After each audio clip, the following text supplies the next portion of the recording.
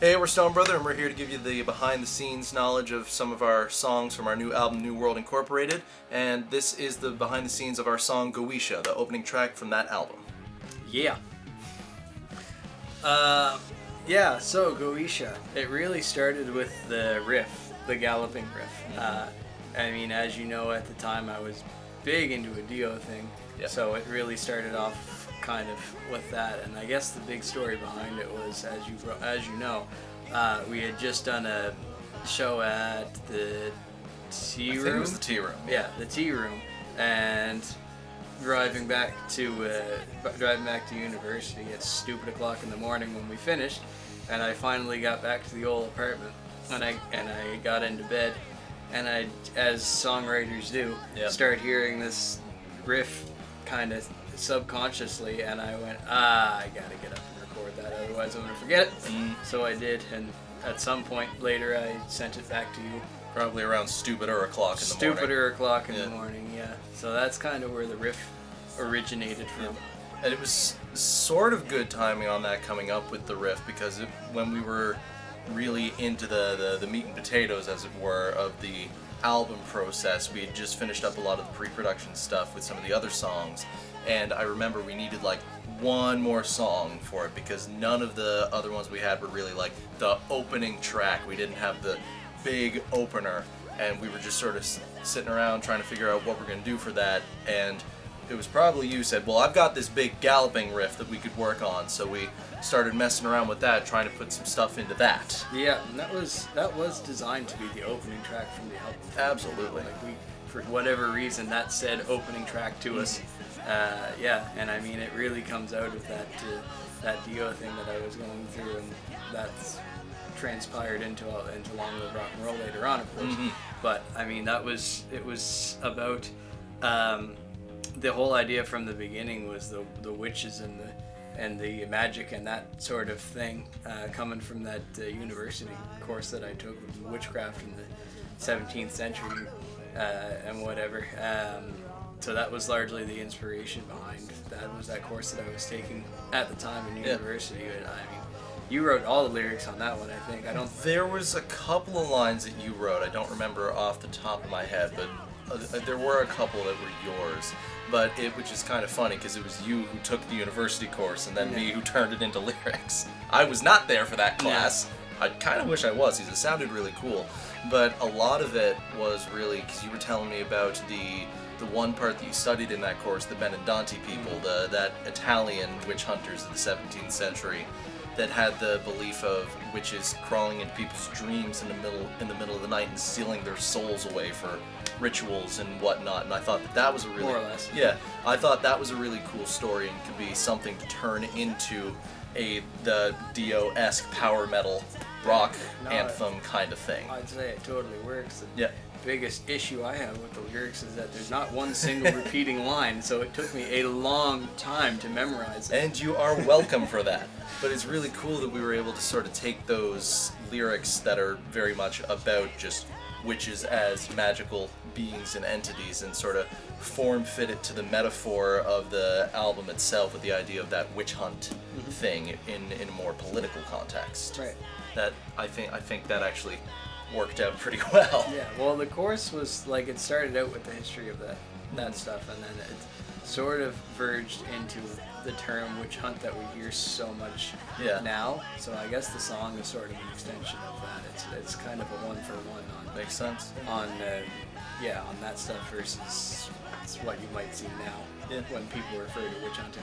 And the really cool thing about that one is how I don't know if you remember this the same way that I do, but I felt that song came together really quickly. It did. Like, there was the riff that you had figured out, and we had the melodies pretty much figured out. I think the hardest part of it really was getting from that intro with the galloping riff just into the first verse. Yeah, that was the last thing that we did, I believe, was work out that sort of fill, which kind of became a defining moment of the whole song.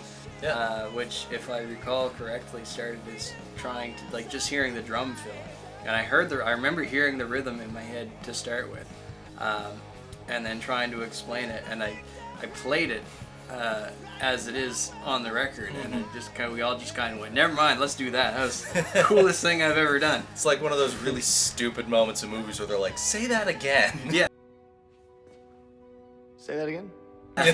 It worked out That well. kind of thing, yeah. No, and it was really, really awesome just having that really, really big, high energy one going into the studio and recording that. That was a really fun one to work on. That was a blast to record up there. It's with the exception of Hellbent, I believe, probably one of the most, I'll say, experimental songs that we have on that album, because of course it's got like the sound effects with the fire crackling at the very beginning and the weird spoken parts over the bridge. That was really cool. I remember when we were doing the bridge for that one, we wanted the like low, gritty spoken part over that, but like the stuff that we were doing wasn't quite right, and somebody just said to me, just do an Emperor Palpatine impression. Do it. Over That was this me. one. That was me. And that is as it appears on the album now, so I think that one worked out pretty well. It's just a Darth Sidious impression. Do it. Good one too. I've got the video of that song. Do it. Yeah. That guitar solo as well is awesome to listen to. Guitar solo is one of my favorite ones that I did on the album, and it was done. Like a lot of the stuff that I did on the album I very consciously planned it out. I tried to be as melodic and sort of lyrical as possible with a lot of it. With that one, the plan was largely play as fast as you can. Yeah. So I did, and then I got into the guitar harmony thing, which was also obviously pre-planned. But, Yeah, naturally.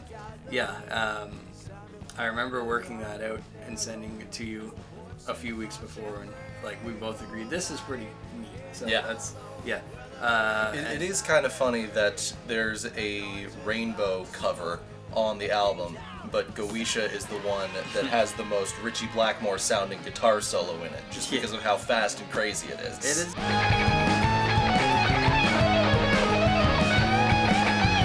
It's a bit inspired by Ritchie. I'm gonna reach over here just for a sec.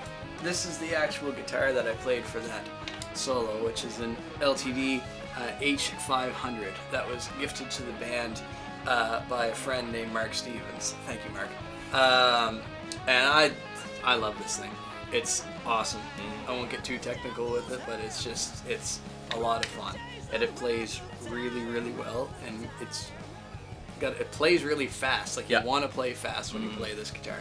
And I remember being up in the studio, and I tracked I think I did the first take of that solo, and Lil, the producer, came on the headphones and said, "How do you feel?" And I said, "I feel like Mark Tremonti. This is awesome." So that's the story behind that. Because you were not much for active pickups before that. Not beforehand, but they grew on me. This was the song for this guitar. Yeah, absolutely. Absolutely. I mean, just looking at the thing, that's a power metal guitar right there. Yep. Well, that's funny you should say that too, because it is kind of a power metal song. Like that's what I've always described it as. It has that sound to it. The guitar and it's got the lyrical content and the witches and the magic and all that, and it's hard to have power metal without that kind of stuff. The guitar rig that I used was I think I did the rhythms with the Les Paul.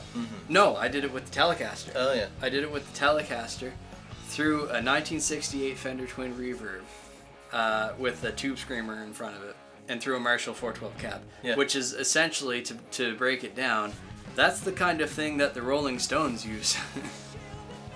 Not power metal bands. And I think that's so funny. If it works, it works. If it works, it works. So that was the recording of that one, and it was great. It was a lot of fun. Right on. Well, unless you've got anything to add at the tail end here, I believe that's the completed story behind Goetia, the opening track of New World Incorporated, which is available wherever it is that you listen to music. So thank you so much for joining us, and we will see you in the next one. Rock on. Yeah.